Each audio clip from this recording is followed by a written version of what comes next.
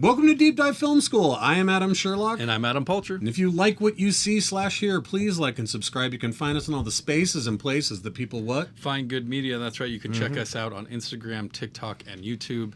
We're very active there. You can also follow me on Letterboxd at Adam Poulter. All the links are in the descriptions below. All right, let's get into our second installment of our Peter Greenaway Fest with 1987's The Belly of an Architect. Yes. Mr. Brian Dennehy is in this. Chloe Webb, who I only know from the movie Twins. He's Danny DeVito's girlfriend in Twins. And Nancy from Sid and Nancy. Oh, yeah. Yeah. Yeah, same one. Oh, I don't think I put that together. Okay. And Brian Dennehy, who almost never gets to do center stage. He's always like a supporting actor. Yeah, the fat best friend, the Patton Oswalt. Yeah. Who gives a fuck if we're fat? Character actors, am I right? Am I right? Now, he actually has been quoted, I love this, as saying, I've been in lots of movies, but only one film. Really? And this is the film. I would say it is a film. It is Greenaway completely changed me with this one. Isn't it wild? It's fucking brilliant. And it's just honestly as we go through this festival, I really underestimated who he was and what he could do.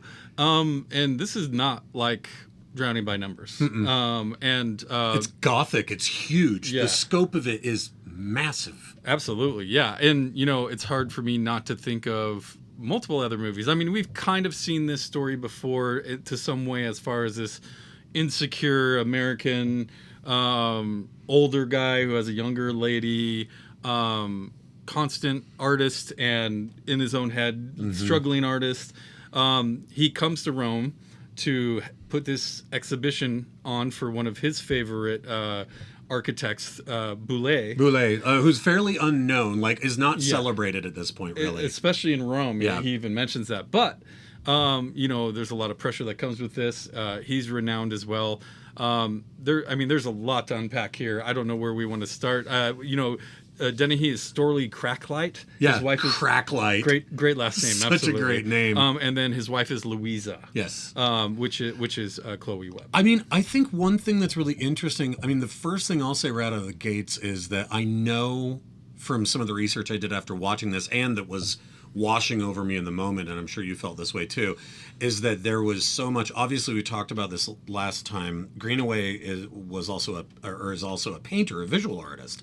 And so there's so much here about architecture, and that there's so much here about the fact that Boulez was an architect whose work inspired a lot of the fascist architecture of the Third Reich. And it's one of the reasons why a lot of the Italians that he meets right in the beginning are like, hey man, interesting, not great. That's why there's a lot of discussion about fascism, right? That keeps kind of cropping up. And so there's a lot of stuff I was like, there's a lot of this nuance and subtext that I think might be going a little over my head in terms of some of that architectural specificity. I mean, to some degree, yeah, but I think it's really more about the history of where they're at, right? Like Totally. Rome and Italy is a very, very, very old place. Yeah. Like you come to America, it's old Blockbusters and Pizza Huts. It's not fucking. It's not the Pantheon, the Colosseum or whatever. Yeah. They're having this very high class meal or whatever at the top of this beautiful. I mean, these set shots are fucking ridiculous. They're insane. Yeah. But you kind of start seeing all the stuff just in the 360 view they have. Yeah. Of like, oh, that's 2,000 years old, and it's all this famous architecture, which adds some pressure to Cracklight, right? Yep. And he's trying to live up to it. He's from Chicago. Yeah, he's a Midwestern American guy. Yeah.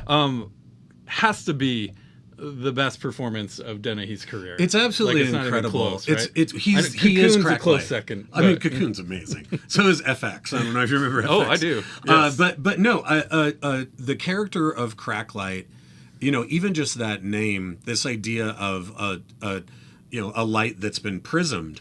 At the beginning of the movie, we see him in deep reds, in these velvet sort of colors, and by the end, he's in this washed out, sweat-soaked white suit. He's disappearing on screen before our very eyes. It's very 8.5. It's very 8.5. It was definitely on my mind that whole time. Fellini. Oh, it's very Fellini-esque. And I think this idea of, as you said, this sort of like hubris of this character going to this incredibly old place. One of the museum curators he's working with has this amazing line, and I couldn't find it while I was trying to scrub back through and watch scenes again. But he says, one of the guys says, well, Italy is a woman with half her clothes off, and then somebody else says, no, Italy is a woman who is mostly skeleton, because what people see and fall in love with are the ruins. That's not the way the buildings used to look.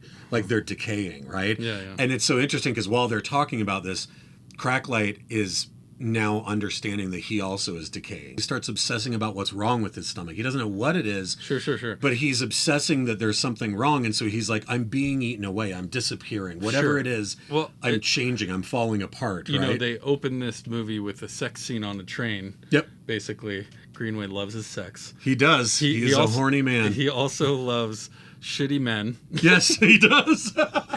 He loves the Last Supper shot. I've seen that in every film so far. Yes, he does. So there's definitely a lot going on there. And he loves independent women. Yes, absolutely, which I love that he's writing them. And he's writing these fucking movies. That's another crazy part, that he's doing all of this. Yeah, he's the guy.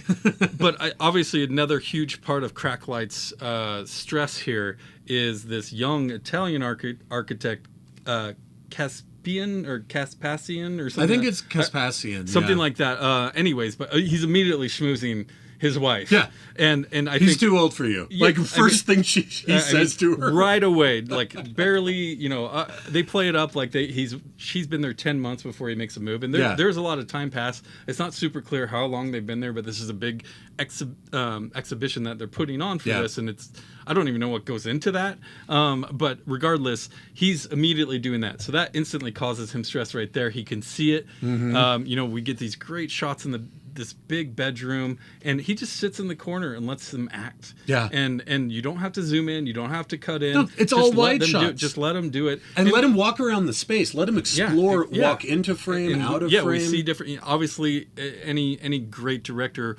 knows how to shoot through doorways and windows, right? Mm-hmm. And he absolutely does this. It's just like Ozu or someone else, like frames and frames. Like, we got one shot here. Let's put layers and layers inside there. But that young Italian hitting on his wife gives him a complex. Yeah. Especially about his belly and his stomach. That's when he starts hurting. And there's the Augustus Caesar thing where he's like, I think it is that young architect who says, well, Caesar, his wife poisoned him. Yeah.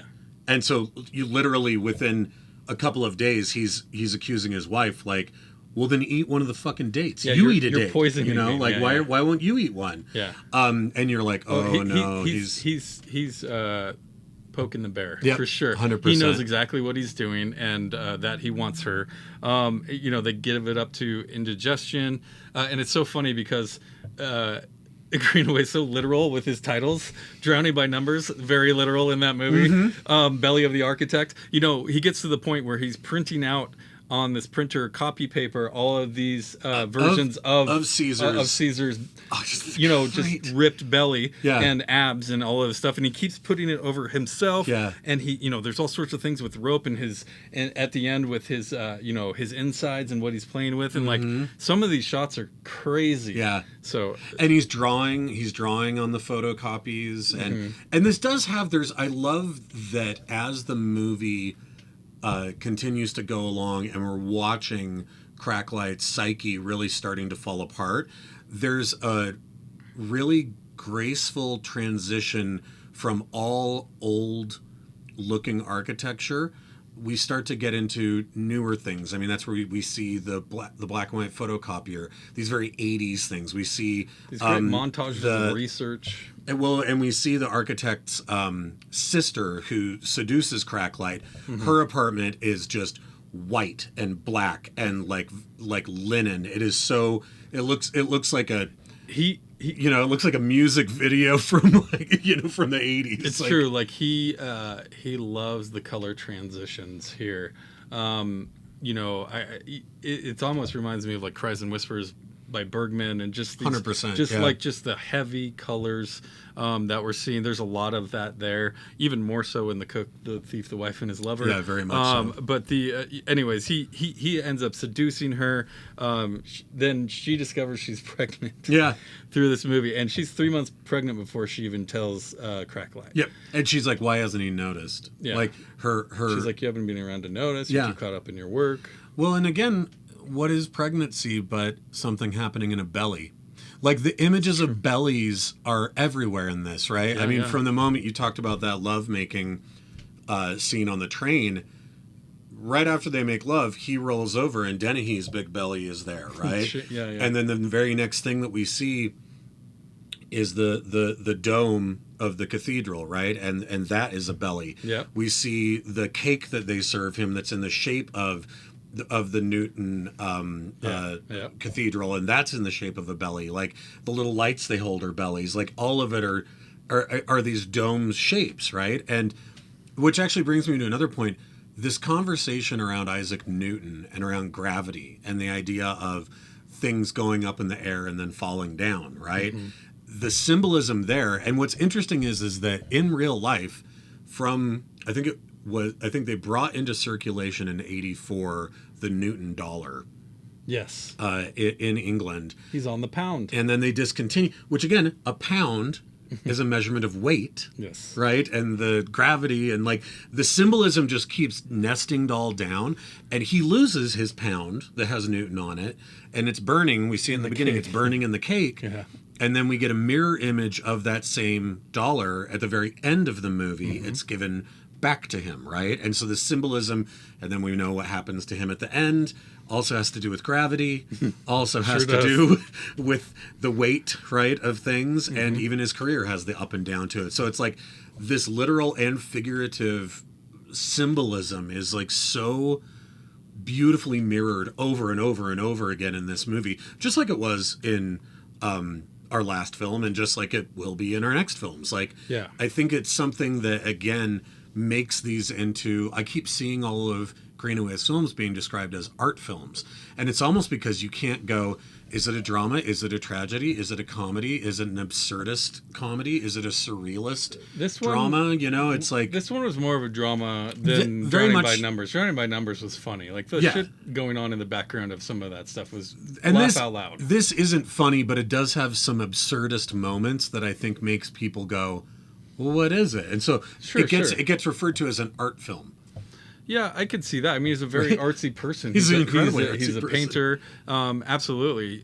He also just, especially in this one, he likes the shocking, quick edit, right? We're in the middle of a VO or a song, and you're like, there's a scene where we're like listening to this beautiful, again, amazing music, the original music. Whoever he has doing his music, I need to look up the composer of his movies. He has a couple of people that he's worked with, but the music always stands out in his movies. And we're listening to this beautiful song, and then boom, we cut to him like exploding out of the bath or whatever, and then we sit on that shot for 5 minutes, and he goes through and is getting drunk, and he's losing her, and all of this stuff, and doesn't even. I mean, he knows it, but he can't accept it, right? And it's in these moments that he starts writing letters to Boulez. That was where I'm getting at. Is like he starts writing these letters, and we get this voiceover of what he's really thinking. But he mails them, but it's like, who are you mailing them to? Yeah, Santa Claus. I mean, pretty much, right? Because it's and he said they're all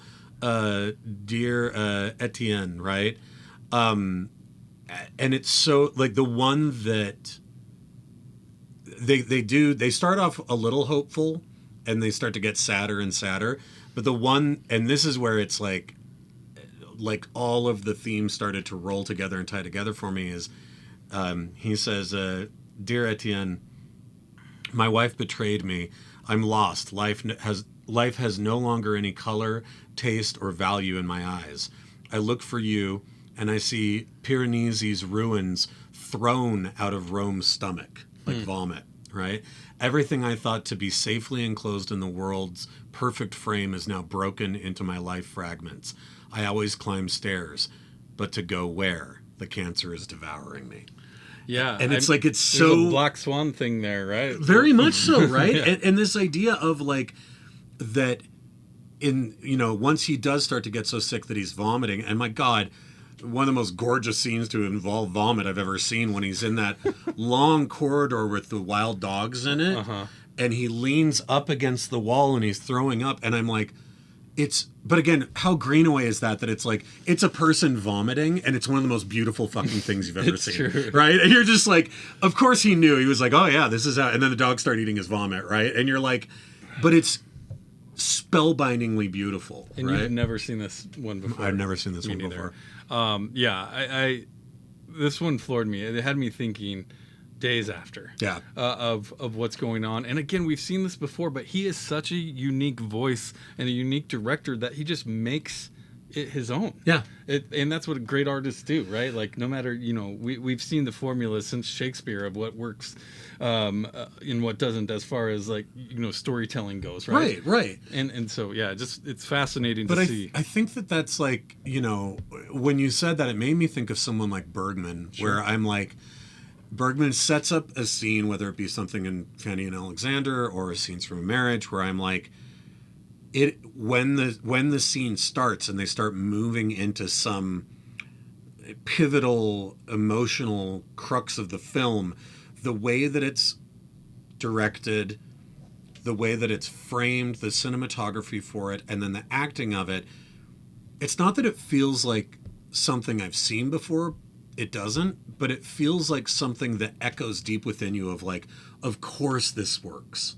Yeah. Of course this is how this works. And I'll talk about one scene in particular that did that for me, was when he goes to the doctor who finally tells him the truth about what's happening. And they're walking down that long corridor with all those busts, and he's saying how each one of them died. And then he gets to the last one, and he's like... Died screaming. And he's like, and who's this? He's like, what if this was you? And they have this conversation that, like, I went back and watched it again to write it down because it, like, chilled me. And he says, what happened to him? Let's say this is you. How did he die? And he goes, alone at noon in a parked car on Lakeshore Drive in Chicago, the stock market on the radio. And he's like, is that what you want? And he goes, no, he died much later, age 71. He was sitting in a garden at 4:00 in the afternoon, facing south, somewhere near Rome, near the sound of water, his 6-year-old grandson playing in the gravel. And he goes, And they're quiet for so long, and the doctor goes, or maybe a late spring death.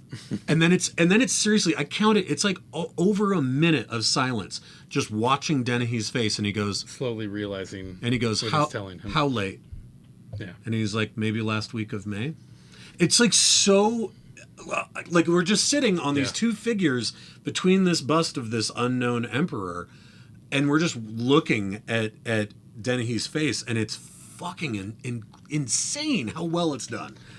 Absolutely. I mean, I think another scene that did that for me was when he catches Louisa and Vespasian cheating through the keyhole. God, that's a good scene. He just starts crying, and this kid is in the background, like, what's wrong?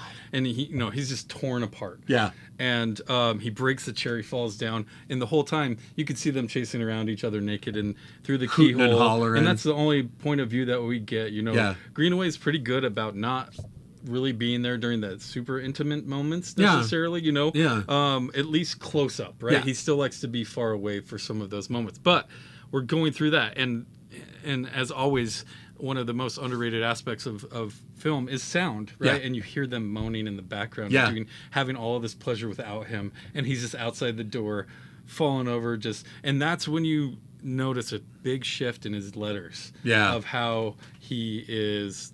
It's a lot more life questioning, right? It's a lot more, who am I? It's a lot more introspective than and what have I done to get to this point? Than it was. Right? It's more about him and his life than it is about the exhibition and what he's going through. Well, and the little boy gives him an orange, right? And that's what he takes out, and he's standing there staring at the ruins, and he's got this orange that he's sitting and squeezing in his hand. And it's like, it's such a primal aspect of this person that in the beginning is full of so much. He isn't the boorishness that the Italians say he is. Like, he's okay, he's not great, but he's not awful. He's just, he's kind of a blowhard. He is a bit egotistical, but he also has belief and love, and he's an artist, and he has those things. And you do feel for him. They are things that are taken away from him, right? That is very real. Oh yeah, it's and he set can't up from the see beginning. it. Like he can't see it. He wanted a child more than anything, and he's gonna have one, and he's not gonna be around to see him. Well, and again, Caspasian as well, interjecting himself. Everyone's telling him, hand over your power, hand over your power. Yeah. No one gets what you're doing. Give it to the Italian guy. Yeah. All of this stuff. And then he's hearing what Caspasian wants to do of like, he's going to shoot lasers across Rome. Yeah. And he's Green like, and blue. Yeah, totally. Yeah, no, he's he talks about it, there's 10 years of planning that I've been doing for this thing. Yeah. And he stole everything, including his wife and his kid, to some degree. So, I mean, he shows up wasted in this scene in front of the restaurant where it's, again, one of these. It's right after the scene that I did, that I talked about. It's like he goes and he just gets wasted. Yeah, what acting though? Holy shit in that scene. Sad, understandable, comparing bellies. You got a belly, it's you right got there. a belly, it's not going to eat you, it only eats me. The cut your nose to spite your face theme here is big, even especially when he's watching the guy taking the noses off the statues. Yeah, to make them look older, right? Yeah, and he's like, can I watch? Yeah, can I watch? So I want to talk about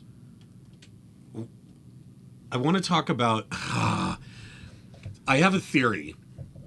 I love your theories. We have to go through to the end of the movie first before I can give my theory. So after this drunken, debaucherous night, that again is in the same restaurant spot where they all applauded, at the fountain, and now he's not by himself. I mean, he's got a bunch of people, he doesn't know any of them. He does this great pan where we go through these it's like, it looks like nothing, and then we go through these tree hedges, and this whole party is going on the other side. Yep, and you're like, okay. Oh no. He does it twice in the movie, but go ahead. And he goes back to the fountain, and now he's like fallen over in the fountain, and so he's stripped his kind of clothes open, and he's just soaking wet. And he's drunk. After he found out about cancer. And he's standing on those two chairs that he's already swung at everybody in the restaurant.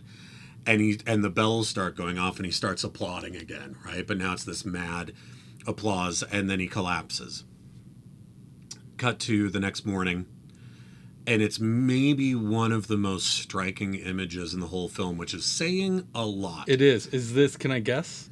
Is it the scene where she breaks up with him and the floor is full of all the copies?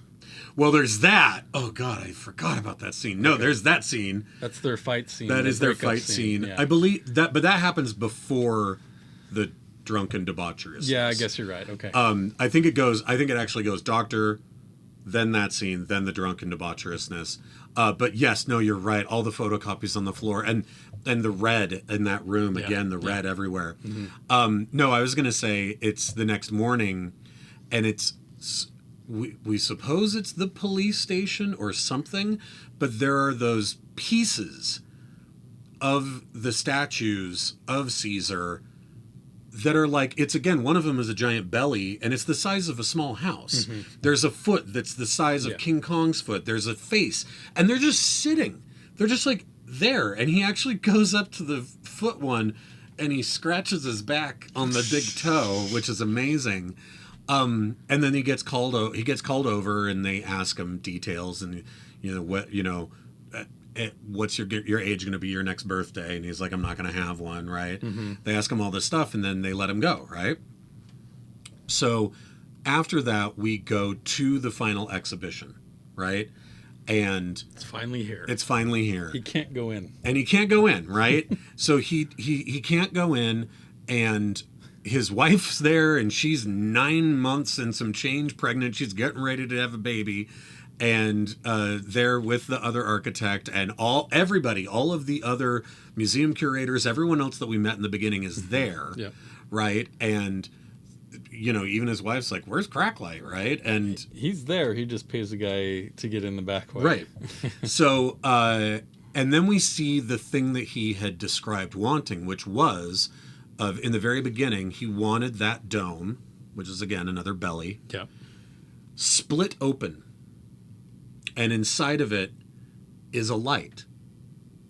And the light is burning, right? It has that little whiff of smoke coming up through it. That was Cracklight's idea. And I'm like, oh, a fire inside of a broken open belly? That was what you have imagined in scene 1 of this movie?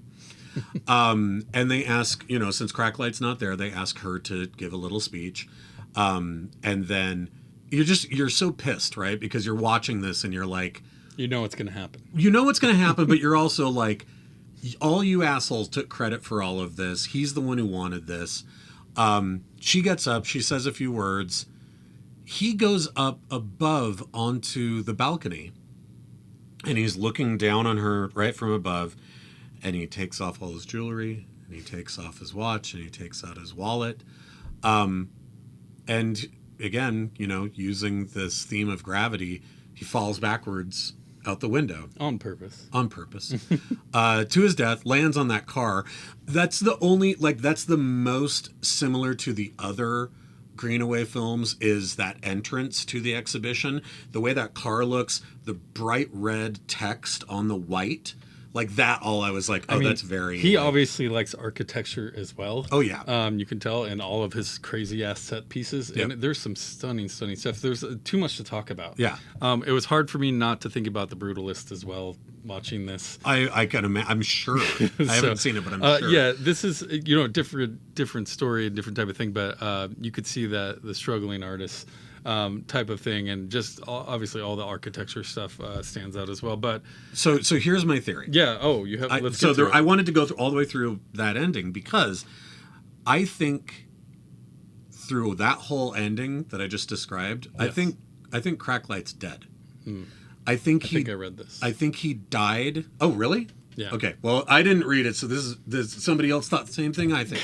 I don't know if it's true or not though, but that when he collapses outside of the fountain, that's when he dies. You see the police approach him, but they don't touch him. Everyone kind of stands and watches. Yeah. And why would that be the police station with all those huge pieces of the sculptures of Caesar? That doesn't make sense to be the police station. It's Rome, baby. We hear someone call his name, right? And he goes up. We never see the person he's talking to. Mm-hmm. And the person he's talking to asks him his name, asks him where he's from, asks him what his residence is, if he has a wife, if he has children. And then at the end says, "Thank you. That's all. You may go." And this whole time we've just been sitting on Dennehy's face, just as one of the only close-ups in the whole movie. Yeah, yeah. And he goes, and Dennehy looks around and he smiles and he goes, "You mean that's really all?" And the other voice says, "What else would there be?" And then Cracklight looks around and gets this weird little grin on his face and goes, "Huh." And that scene ends, and he doesn't interact with anyone other than this nameless guard who gives him back the $1 he was missing from the very beginning of the movie. That's right. No one sees him. He can't get in. He's just in this white suit, like a white ghost in a sheet. Mm-hmm. I mean, that's not a bad theory. I didn't read too into it because I like to go into these things a little more blind. I can absolutely see it. Just that conversation of, that's really it? Sure. Yeah. That's all there is? I figured there was a line in the sand probably where that's more obvious, and I think you just explained it right there. So I hadn't really fully analyzed how to put that together or when he actually would be, but I'm not surprised you have that theory. It makes sense. But yeah, it's kind of Bruce Willis in Sixth Sense. He's not really interacting with anyone. Really interacting with anybody. And when we go inside the exhibition, his wife says, "Where's Cracklight?" And somebody goes, "Haven't you heard?" And then we cut back outside to Cracklight trying to find a way in. And then when we come back, his wife says, "I think I'm going to be sick." And we think that is probably because of the pregnancy, but it could be what she's just heard. And then they say, well, regardless of what's happened to Cracklight, you know that this was his exhibition and we should move on. And you're like, well, that could be that he got drunk. That could be that he's sick. That could be that, or it could be that he's dead. Yes, that's the only hole I was going to poke in your theories, because they're asking where he is in this. But we never hear the answer to it. But is he imagining that, or is he right? Because is he actually there as a ghost? Well, wouldn't that be his perfect imagining? Even if he wasn't there as a ghost, even if he was dead and he was in the afterlife, like his masturbatory imagining of would be that he still got the credit for it, that his baby was born right then. And then we suddenly fast forward to the baby now being like a 6-year-old playing in the same spot on where the roundabout of the cars were that the movie starts at, right? And so it's like, is it all just a fantasy and a figment of a dying man's imagination in that moment? And it also might be, right? And again, fits into, guess we'll never know. Well, it fits into 8.5. It fits into everything else, right? It does. Make your own interpretation. It was a delightful film and such a departure from the stuff that I knew about Greenaway's style, but also exactly the same. It was both, right? It looked just as beautiful and classic and Baroque as his other stuff. It's still its own thing. And it was also like bleached out and like, I don't know, it was gorgeous. It's way different than his other movies. Yeah. So, man, I can't wait to continue this festival. It's been really fascinating, really breaking him down. You know, driven by numbers, I kept talking about Wes Anderson. And I didn't really think that a lot here. Not that I don't think that Wes Anderson didn't take from these movies, just that it seemed a little more obvious. But it's really more the set pieces, right? Yeah. It's not even necessarily, I don't know, it may be some other elements, but it's mostly the design, the art, the artistry behind what he's doing. But the movies themselves and what he's writing is just out there. And some of these monologues and speeches are wild. That's fascinating stuff. Anyways, appreciate it. Please join us on Instagram, TikTok, and YouTube. Follow us there or wherever you listen to your podcasts. You can also follow me on Letterboxd, Adam Pulcher. You can check out those links in the description below. Next week, we are going to do that one scene from The Master, PTA, the interrogation scene between... I think it's actually the processing scene. Oh, is it the processing? They call it the processing. Okay. It is kind of an interrogation, but yes, it's a little bit of both. It's processing, yeah. Sure. Anyways, we'll be doing that, and then we'll continue our Greenaway Festival after that with the cook, the thief, the wife, and his lover. Yes. And very excited to talk about that one. And please join us, and we'll see you next week. Bye, you guys. Thanks.